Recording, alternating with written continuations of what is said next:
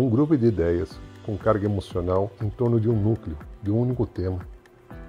Um complexo de ideias com carga emocional. Finalmente, um complexo. Você já deve ter ouvido falar em complexo de inferioridade, complexo materno ou paterno, ou do famoso complexo de Édipo, da psicanálise de Freud. E o que são complexos? Carl Jung, quando desenvolveu seu teste de associação de palavras para detectar raízes inconscientes de doenças mentais em um hospital em Zurique, dizia que as respostas verbais e não verbais eram bloqueadas por complexo de ideias com carga emocional.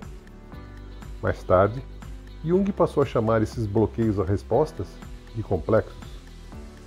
E os complexos teriam dois componentes: um grupo de representações psíquicas ou mentais, e o segundo, um sentimento característico desse grupo de representações mentais.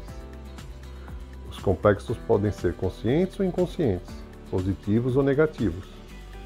Quando são inconscientes, são reprimidos por causa da sensação dolorosa do afeto relacionado, mas podem ser conscientes, com a terapia, parcialmente resolvidos.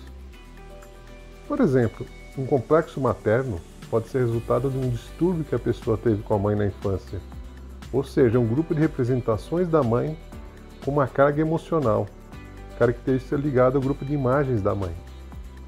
Já um complexo paterno, de pai, não somente contém uma imagem arquetípica de pai, mas também um agregado de todas as intenções da pessoa com o pai ao longo do tempo.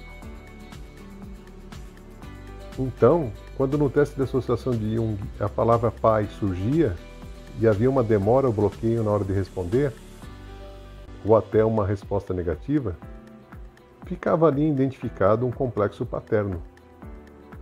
Freud também usou o conceito de complexo, mas muito menos, apenas para complexo de castração, complexo de Édipo e complexo paterno. Mas ele não achava ser uma noção teórica satisfatória e admitia existir mais uma mitologia junguiana de complexos. Outro autor psicanalista, como Adler, usava mais a expressão, como o complexo de inferioridade de sua psicologia.